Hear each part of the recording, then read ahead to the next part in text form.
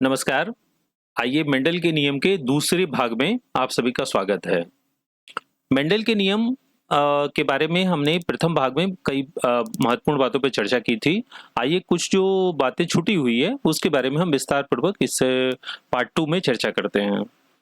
और ये सीरीज तब तक चलते रहेगा जब तक कि मेंडल के नियम को आप अच्छे तरीके से नहीं समझ पाएंगे। तो आइए मेंडल के पार्ट 2 भाग में आप सभी का स्वागत है। जैसा कि आप सभी जानते हैं मेंडल साहब ने आनुवंशिकी का सिद्धांत दिया था जिसके बारे में इससे पहले भी हम लोग चर्चा कर चुके हैं। मेंडल के नियम आनुवंशिकी के मूल सिद्धांत है जो जीवों के गुणों को वंशजों में कैसे प्रेषित किया जाता है इसका वर्णन करते हैं कि जैसे एक पीढ़ी से दूसरी पीढ़ी में कैसे गुणों का हस्तांतरण होता है इसके बारे में हम लोग उसमें चर्चा करते हैं। 19वीं सदी में ग्रेगर मेंडल ने मटर के पौधों पर किए गए प्रयोगों के आधार पर इन नियमों को स्थापित किया था। इनके कार्य ने आनुवंशिकी के क्षेत्र में क्रांति ला दी थी और आधुनिक जीव विज्ञान की नींव रखी गई। अभी हम लोग चर्चा करते हैं इसके और कुछ महत्वपूर्ण भाग के बारे में, जैसे कि यहाँ चार्ल्स डार्विन को आप देख पा रहे हैं। ये चार्ल्स डार्विन साहब ने सबसे पहले survival of the fittest theory दिया था और यहीं से ये कारवां बढ़ता चला गया और अभी वर्तमान स्थिति में हम लोग आ गए हैं। इस बीच में कई साइंटिस्ट ने अपने अपने महत्वपूर्ण योगदान दिया, कई बातों को कहा और अभी वर्तमान परिस्थिति में हम पहुंच गए हैं जब मेंडल के बारे में तो चर्चा हो ही रही है और आनुवंशिकी इंजीनियरिंग में हमने आज बहुत बड़ी सफलता प्राप्त कर ली है। तो इसके पीछे का इतिहास के बारे में थोड़ा जानने की कोशिश करते हैं। जैसे प्राचीन काल की बात की जाए तो प्राचीन काल से ही लोग जानते थे कि जीवों में समानताएं होती है, लेकिन उनके संचरण के तरीके को समझने में वे सक्षम नहीं थे। उन्हें पता तो था कि क्योंकि वो ये बात तो इंसान समझ ही रहा था कि इनका जो है फेस अपने दादाजी से मिल रहा है या इसके नाना जी से मिल रहा है या नानी से मिल रहा है तो इस तरीके की बात अक्सर चर्चा तो होती ही रहती थी, लेकिन उनको पता नहीं था कि आखिर ये किस तरीके से ये संकरण जो होते हैं उसके तरीका क्या है, प्रोसेस क्या है और उसमें सबसे महत्वपूर्ण बात जो उन्हें पता नहीं था कि इसका रेशियो क्या होता है। इसके बारे में जो है आगे हम लोग चर्चा करेंगे जैसे मेंडल साहब ने करके दिखाया था। तो इसमें जैसे मिस्रवासी ये जानते थे कि मटर के पौधों में अलग अलग रंग होते हैं, लेकिन उन्होंने इसकी व्याख्या जो है नहीं की थी। इस प्राचीन काल की बात है। अगर 18वीं शताब्दी में जब जेनेटिक्स में वैज्ञानिकों ने खोज शुरू की उसमें रॉबर्ट हुक ने कोशिका की खोज की और जब कोशिका की खोज हो गई वहीं से हम कह सकते हैं कि जेनेटिक्स के लिए एक बहुत ही बड़ा आधार साबित हुआ वह कोशिका की खोज। और कार्ल लिनियस ने जब जीवों का वर्गीकरण करना शुरू किया तो उसके आधार पर लगा कि अच्छा ये जीव जो दूसरे जीव से इस कारण से अंतर है क्योंकि इसमें इनके आनुवांशिकी गुण जो है यह एक दूसरे से बिल्कुल अलग है। तो इस प्रकार से यहाँ से इसकी शुरुआत हुई 18वीं शताब्दी में। इन खोजों ने आनुवांशिकी के क्षेत्र के लिए एक आधार तैयार किया और 19वीं सदी में ग्रेगर मेंडल ने मटर के पौधों के प्रयोगों पर प्रयोग किया।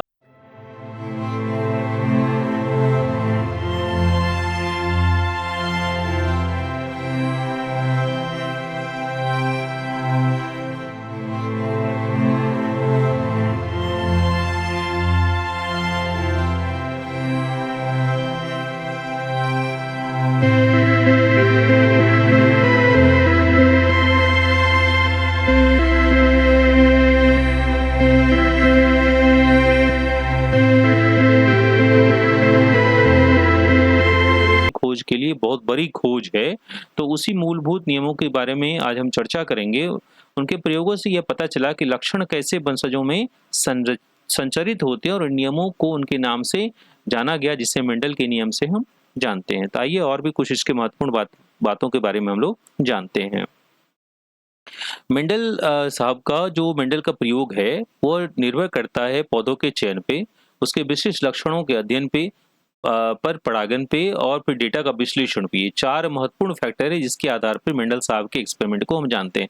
तो मेंडल का प्रयोग जो है पौधों का चयन। तो मेंडल साहब ने अपने प्रयोगों के लिए मटर के पौधों को इसलिए चुना क्योंकि वे आसानी से उगाए जा सकते थे, उनके पास लक्षण अस्पष्ट थे और उन्हें नियंत्रित तरीके से पार किया जा सकता था। इस कारण से मेंडल साहब ने मटर के पौधों को ही चुना। दूसरा था कि इसमें कई सारे ऐसे लक्षण थे, एक ही पौधे में कई सारे लक्षण थे, जैसे कि अलग अलग बीजों का होना, अलग अलग पुष्पों का होना, उसी तरीके से कोई लंबा पौधा होना, कोई छोटा पौधा होना, ये सब कैरेक्टर इसमें थे, जिस कारण से मेंडल साहब ने इस पौधों का चयन किया होगा। जैसे इसमें फूलों का रंग सफ़ेद या बैंगनी है, बीजों का आकार गोल या झुर्रियों वाला है और पौधों की ऊंचाई है, लंबा या छोटा है। इन सब लक्षणों के कारण से मेंडल साहब ने इसे चुना। अब पार परागण जो है, मेंडल ने 2 ऐसे पौधों को पार परागण किया जिनमें अलग-अलग लक्षण थे और उन्होंने उनके वंशजों के लक्षणों का ध्यानपूर्वक अध्ययन किया। इससे उन्हें आनुवंशिकी के बारे में महत्वपूर्ण जानकारी मिली।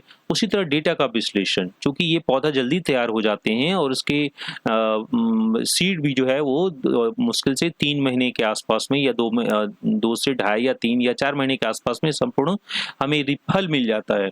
तो उससे डेटा के विश्लेषण में आसानी हुई। मेंडल साहब ने उसका भरपूर इस्तेमाल किया और उन्होंने पाया कि यह लक्षण जो है एक निश्चित पैटर्न के अनुसार वंशजों में संचरित होते हैं। उनके निष्कर्षकों ने उनका जो निष्कर्ष निकला उससे आनुवंशिकी के मूलभूत नियमों की स्थापना हुई और उसे मेंडल साहब के नियम के नाम से हम जानते हैं। अब आइए प्रभावी और रिसेसिव जीन, इसके बारे में पिछले जो वीडियो था उस वीडियो में भी हमने चर्चा किया था। ये प्रभावी जीन जो यह वह जीन होता है जो एक लक्षण को व्यक्त करता है, भले ही वह जीन का दूसरा रूप रिसेसिव जीन मौजूद हो लेकिन यह अपना प्रभाव जो है दिखाएगा और दूसरे रिसेसिव जीन जो है उसके कैरेक्टर को वो सप्रेस कर देगा। इसे एक बड़े अक्षर जैसे ए या आर इस तरीके से हम उसको दर्शाते हैं। अब रिसेसिव जीन क्या है? वह जीन जो प्रभावी जीन के कारण से दब जाता है, उस जीन को रिसेसिव जीन कहते हैं। यह जो है केवल तभी वह लक्षण व्यक्त करेगा जब वह जीन का दूसरा रूप जो है वो प्रभावी जीन यहाँ मौजूद नहीं हो। ये तभी अपना ये कैरेक्टर जो है दिखा पाएगा जब प्रभावी जीन वहाँ नहीं होगा। इसे हम छोटे अक्षर जो है ए या स्मॉल आर या स्मॉल डब्ल्यू इस तरीके से हम इसको दिखाते हैं। जैसे मटर के पौधों में बैंगनी फूलों का रंग प्रभावी है जबकि सफेद फूलों का रंग रिसेसिव है। यदि एक पौधे में ए अब ये एलेल्स है ए या फिर ए ये जीनोटाइप है तो यहाँ भी ए डोमिनेंट है, यानी कि यह प्रभावी कैरेक्टर है, दोनों प्रभावी। तो प्रभावी ये क्या दिखेगा? अगर मटर के पौधे में बैंगनी रंग जो है वह प्रभावी है तो बैंगनी रंग का पौधा ही दिखाएगा, यहाँ उसके फूल सभी बैंगनी हो गए। उसी तरह अगर यहाँ डोमिनेंट कैरेक्टर प्रभावी कैपिटल ए और इसके साथ स्मॉल ए है, रेसेसिव है, तो रेसेसिव कैरेक्टर को डोमिनेंट जो है वो सप्रेस कर देगा और अपना कैरेक्टर को शो करेगा। यानी इस स्थिति में भी फूलों का रंग बैंगनी ही होगा। तो इसमें बैंगनी फूल होंगे यदि पौधे में ए जीनोटाइप है। अगर एक समान अब स्मॉल ए यानी दोनों रिसेसिव है फिर तो यहाँ डोमिनेंसी की बात ही नहीं आई। इस स्थिति में जो हमें फूल दिखाई पड़ेंगे वो बिल्कुल सफेद फूल होंगे। तो इसी चीज को हमें जो है और भी समझना और इसका पूरा इस्तेमाल मेंडल साहब ने किया और इसे मेंडल साहब के जब नियम को समझना होगा तो इस डोमिनेंट यानी प्रभावी जीन और रिसेसिव जीन को हमें मुख्य रूप से समझना ही होगा, तभी हम इस कड़ी को आगे बढ़ा सकते हैं। अब जैसे इसमें देखेंगे आप एक लक्षण अनुपात जो है, एक लक्षण यानी एक लक्षण है इसमें। अब देखिए यहाँ केवल एक कैरेक्टर को लिया गया, जैसे यहाँ एक बैंगनी फूल है, यहाँ व्हाइट फूल है। अब इस स्थिति में यहाँ जो है आपको दिख रहा है यहाँ जो है 2 फूल है, एक समान व्हाइट और यहाँ एक बैंगनी है। अब यहाँ फिर यह जो है यह जो एलिल्स के रूप में रहेगा, यह अगर एक डोमिनेंस है तो डोमिनेंट है, अगर यहाँ बैंगनी कलर रहेगा और इसके साथ साथ व्हाइट कलर भी रहे तो निश्चित रूप से यह इसके कैरेक्टर को सप्रेस कर देगा और अपना कैरेक्टर ही यहाँ शो करेगा। और अगर ये दोनों एक साथ है तो वहाँ अपना कैरेक्टर जो है वो शो करेगा। जब अब जीनोटाइप में क्या होता है, यानी कि इसका जो अंदर जेनेटिक स्ट्रक्चर जो एलील पे जैसे मौजूद होते हैं उसे हम जीनोटाइप कहते हैं और जो दिखता है वो हमें फिनोटाइप कहलाता है। जैसे ये बैंगनी कलर दिखेगा यानी जो हमें दिख रहा है वो फिनोटाइप, हमें दिखता है फिनोटाइप। हमें जीन का स्ट्रक्चर भला कैसे दिखेगा? तो जीन का स्ट्रक्चर हमें दिखता नहीं है और जीन का जो कॉम्बिनेशन एलील्स के रूप में ये हमें दिखाई नहीं पड़ता है। तो यह जो है ए कैपिटल ए स्मॉल ए दोनों स्मॉल ए इस तरह का जो हमें दिखेगा यह हमें जीनोटाइप कहलाता है। और अगर जो बैंगनी है या इसमें ये सफेद दिख रहा है तो इसको हम फिनोटाइप कहते हैं। अब यहाँ इसका एकल लक्षण अनुपात में जो अनुपात आता है जिसमें जीनोटाइपिक जो ए कैपिटल है तो यह 4 अगर है तो 4 में से एक फूल वह हमें इस रूप में आएगा, यानी बैंगनी कलर जो है वह डोमिनेंट था तो हमें बैंगनी रूप में यह आया। अब दूसरे 2 जो है हमें चूंकि क्रॉस हो रहा है तो कैपिटल ए स्मॉल ए तो यहाँ 2 4 में 2 आएगा, लेकिन यहाँ इसमें रेसेसिव जीन है लेकिन डोमिनेंट अपना प्रभाव दिखाएगा तो बैंगनी कलर के ही फूल दिखाई पड़ेंगे। और जब इसमें यह जो इस कंडीशन में आएगा जो मूल रूप में है यह स्मॉल ए यहाँ यह जो दिखेगा 4 में से 1 यानी सफेद अपना ये कैरेक्टर को शो करेगा।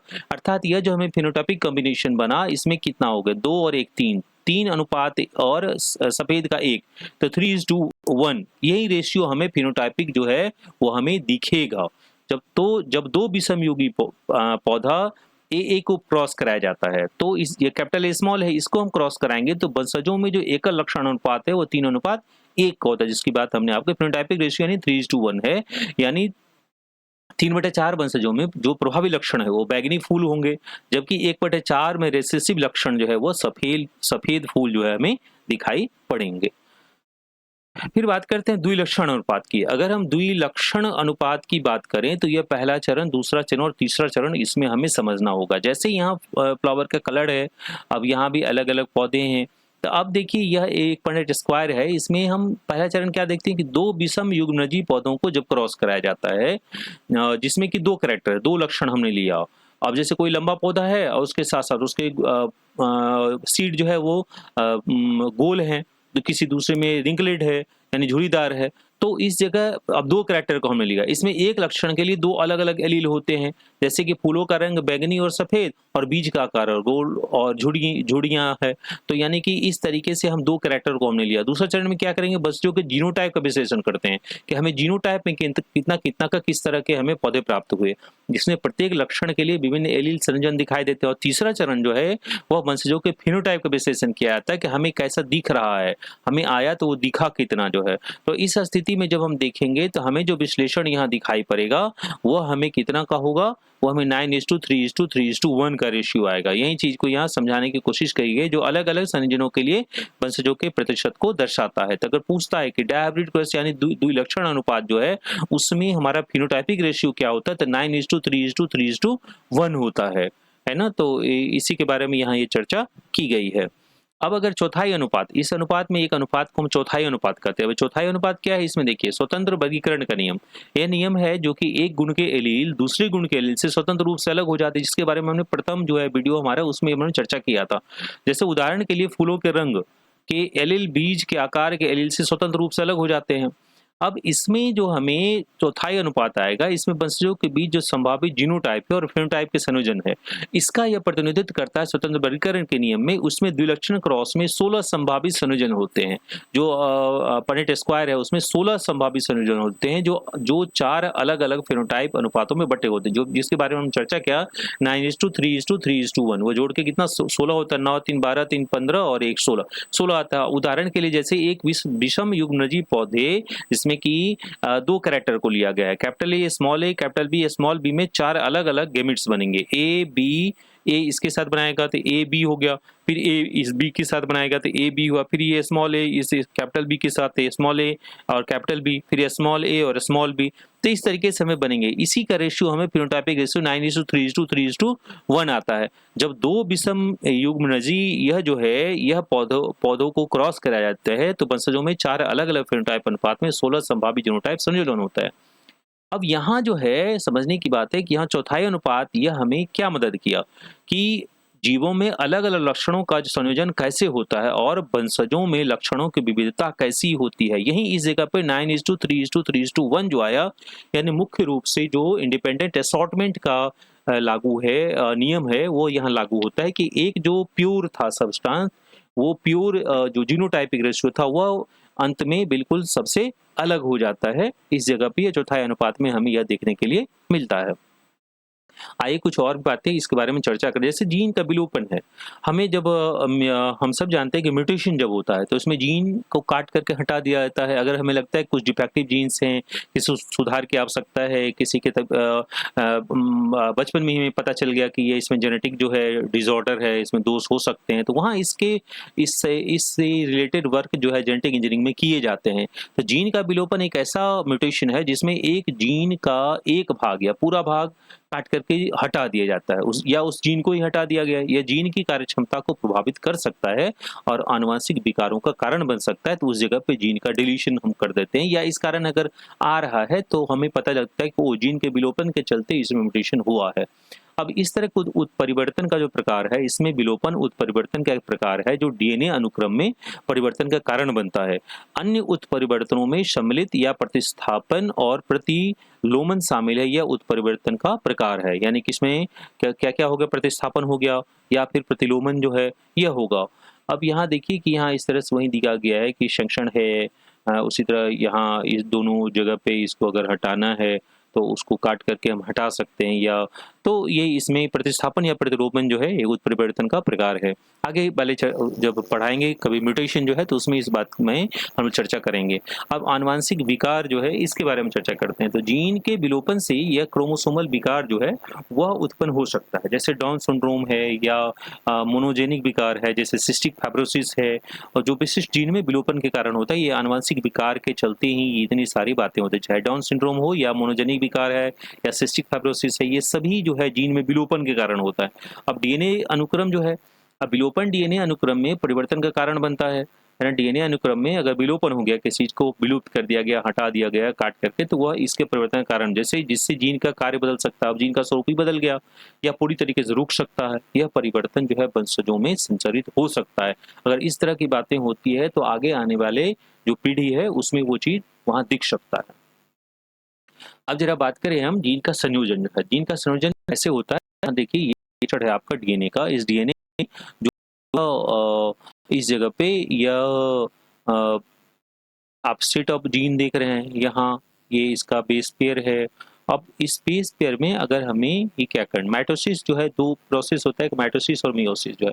तो माइटोसिस में क्या होता है, एक कोशिका विभाजन की प्रक्रिया जिसमें एक कोशिका से दो समान संतति कोशिका में विभाजित हुआ, यानी एक से दो सेल बने, और इसमें जीन का कोई संयोजन नहीं होता। इस माइटोसिस में जो केवल बट गया, इसमें जीन का संयोजन नहीं हुआ। लेकिन जो मियोसिस प्रक्रिया होती है, यह कोशिका विभाजन की ऐसी प्रक्रिया जिसमें एक कोशिका से चार गैमेट्स बनते हैं, शुक्राणु या अंडाणु विभाजित होगा।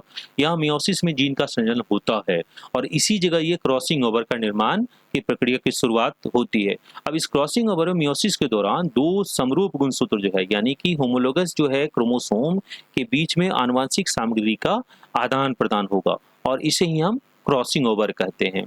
अब क्रॉसिंग ओवर जब होगा तो इसमें जीन के संयोजन का जो है सो मुख्य कारण बनेगा और यहीं से हमें म्यूटेशन के लिए द्वार खुल जाते हैं। और फिर जो है इसी कारण से वंशजों में विविधता भी आ सकती है। जैसे जीन का संयोजन अगर वंशजों में आनुवांशिक विविधता पैदा करेगा, जिससे बदलते पर्यावरण में अनुकूलन कर सकते हैं और विभिन्न लक्षणों को व्यक्त कर सकते हैं, या नया कोई लक्षण इसमें आ सकता है। ये सभी वंशजों में विविधता का कारण ही क्रॉसिंग ओवर है और इसी से म्यूटेशन की शुरुआत होती है। अब जरा बात करें मेंडल के नियमों का महत्व के बारे में। तो मेंडल के नियम के बारे में हम सब जानते हैं, जैसे कृषि है, चिकित्सा है, मानव स्वास्थ्य है, ये सब जो है ऐसी बातें हैं जो मेंडल के नियम के महत्व को प्रतिस्थापित करता है। जैसे कृषि में मेंडल के नियमों के पौधों के प्रजनन और फसल के सुधार में क्रांति लाई है। अभी जितना भी हम अलग अलग एडवांस वेराइटी के फ्रूट्स देखते हैं उसमें कहीं ना कहीं इसका योगदान है। उसी तरह बेहतर उपज के लिए हम अगर दो अलग अलग वैरायटी को क्रॉस कराते हैं तो मेंडल के नियम की आवश्यकता पड़ती है। उसी तरह रोग प्रतिरोधक क्षमता को बढ़ाने के लिए हमें इसकी आवश्यकता पड़ती है। पोषण सामग्री वाले पौधे अगर विकसित करना है तो उसकी हमें जो है वह हम उस जगह पे इस मेंडल साहब के नियम के महत्व को हम आसानी से समझ सकते हैं। तो इसे चिकित्सा के क्षेत्र में जब आनुवांशिक विकारों की समझ को बढ़ाया जाता है और उसके आनुवांशिक परीक्षण किए जाते हैं, जीन थेरेपी करते हैं, व्यक्तिगत दवाओं के विकास का मार्ग प्रशस्त होता है, तो उस क्षेत्र में भी मेंडल के नियम का महत्व बहुत ही ज़्यादा बढ़ जाता है। उसी तरह मानव स्वास्थ्य के बारे में अगर हमें आनुवांशिक रोग के बारे में पता करना है, उसी तरीके से अगर उसे हमें समझना है कि किस कारण से ऐसा हो रहा है या उसमें जेनेटिक इंजीनियरिंग की सहायता से कुछ बदलाव किए जा सकते हैं, उस जगह पे हमें उसके निदान और उपचार के लिए मेंडल के नियम का महत्व जो है बहुत ही आवश्यक होता है। और उस जगह पे मेंडल के महत्ता के बारे में हमें लगता है कि मेंडल साहब ने कितना बड़ा काम किया है। तो आज हम लोगों ने मेंडल नियम के कई महत्वपूर्ण बातों के बारे में चर्चा की। अब इससे भी अगले वीडियो में मेंडल के नियम से रिलेटेड और जो कुछ बातें छूट गई है उसके बारे में हम लोग चर्चा करेंगे। तो आइए आप सभी जो है उस तीसरे पार्ट का भी इंतजार करिए जिसमें कि हम और भी कुछ महत्वपूर्ण तथ्य के साथ आपके सामने आएंगे। तब तक के लिए गुड बाय, बहुत बहुत धन्यवाद, आभार।